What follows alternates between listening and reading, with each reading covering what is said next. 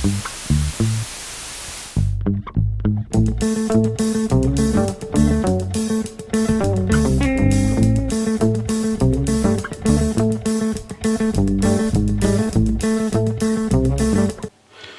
fermiers, amis fermières, bonjour, bienvenue à la ferme, bienvenue sur Cocotte TV. Aujourd'hui je vous présente la dernière souris de notre petite série de souris à pavé numérique latéral, la Tirsus, qui nous provient de Tesoro.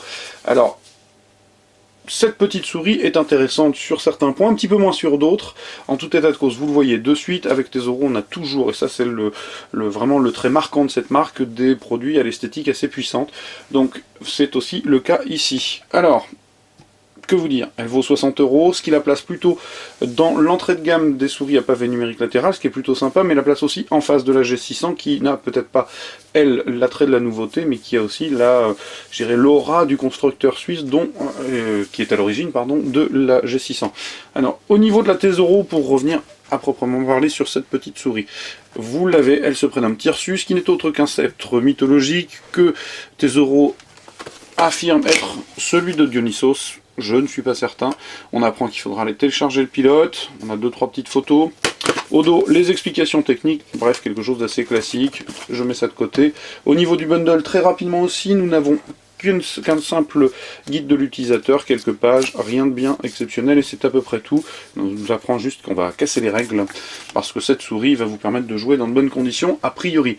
Alors, la souris en elle-même, bien c'est simple, le défaut immédiat et tout de suite visible, c'est que la finition, est vraiment pas exceptionnelle. Vous voyez, les ébavurages sont pas bons, le soft touch commence à se décoller ici. Ici, dans le frottement de la boîte, il est parti. Alors certes, c'est un sample press, c'est un des premiers modèles, donc il faut espérer que les versions définitives ne soient pas atteintes de la même maladie, sinon ça semble bien mal parti. Pour le reste, au niveau des matières, on a du soft touch, du plastique aspect laqué sur les parties latérales et la face avant, et en dessous on a un plastique gris plus mat, tout à fait classique, plutôt réservé à la plaque châssis. Donc au niveau des matières, c'est pas trop mal, par contre la finition pêche, c'est un peu le souci, c'est dommage. Maintenant, il faut vraiment espérer que ce ne soit pas le cas sur les souris définitives. Maintenant, c'est un sample press, je l'ai dit, il est aussi relativement malmené. Alors, comme vous le voyez, on a une coque assez pointue, mais dont la courbure est assez faible fondamentalement.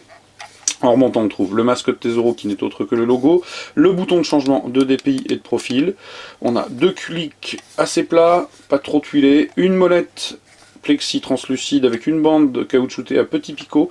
Alors, le deuxième défaut, il est là, hein, la molette est vraiment pas exceptionnelle, c'est-à-dire que les crans sont assez peu marqués, et le défilement, la sensation du défilement n'est pas le même à la descente qu'à la remontée, où là on a quelque chose qui gratte, c'est un peu rugueux, et ici c'est assez correct, mais vraiment sans plus. Quand je dis correct, je suis gentil.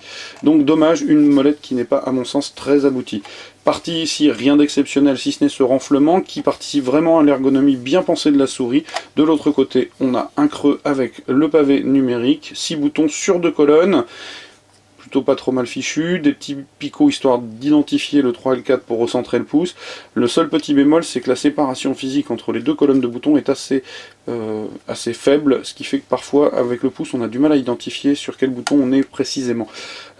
Petit bémol aussi sur l'activation du 1 et du 2 qui sont placés sous l'arête, un peu moins aisé pour le 2 que pour les autres, sinon tous les autres ça marche bien, pas de souci. De ce côté-là, la face avant, rien de particulier si ce n'est que nous avons un câble gainé qui se termine par un USB plaqué or. En dessous, 2 petits patins en partie avant, 2 grands patins sur l'arrière, le capteur placé au centre. Au niveau de la glisse, on a quelque chose de très bien parce qu'elle est assez légère, une centaine de grammes à peu de choses près, donc vraiment quelque chose qui glisse bien, c'est pas désagréable. Le capteur, je disais donc au centre, est un Avago 9800, donc 8200 dpi, donc au niveau technique elle est plutôt bien équipée. On a une puce mémoire de 64 kg, on a aussi des switches garantis 10 millions de clics, donc ça ressemble fort à du home run. Le système de rétroéclairage est plutôt simple, hein, c'est une simple diode, enfin 2 diodes qui gèrent, j'éteins très rapidement, les niveaux rouge, vert, bleu, voilà, avec un comportement type breathing et un comportement type alternance de couleurs. Vraiment, vous pouvez gérer dans le soft les différents niveaux de rouge, vert, bleu, histoire d'adapter un petit peu la couleur à ce qui vous fait plaisir. En tout état de cause, je vous l'ai dit, ça marche pas si mal que ça. La prise en main est plutôt bonne, le tarif est plutôt doux. Le soft, pour en parler quelques instants, est un soft à l'esthétique pas forcément très réussi, mais qui propose relativement l'essentiel, donc on peut paramétrer assez rapidement ses macros, limité à 300, peut-être un petit peu léger, ceci étant 300 macros c'est déjà quand même pas si mal que ça, je doute fort que certains jouent avec beaucoup plus de 300 macros. Il y a que l'esthétique du logiciel qui est pas extrêmement réussi, maintenant il fait vraiment le boulot, il n'y a pas de souci. Donc, que vous dire d'autre? Je pense que j'ai à peu près fait le tour. Il nous reste finalement à vous souhaiter une bonne journée, à vous inviter évidemment à venir lire le test écrit qui paraîtra très prochainement sur cocotland.com. Il s'agissait de la Tirsus de Tesoro, dernière souris de la série des souris à pavé numérique latéral présentée sur Cocotte TV.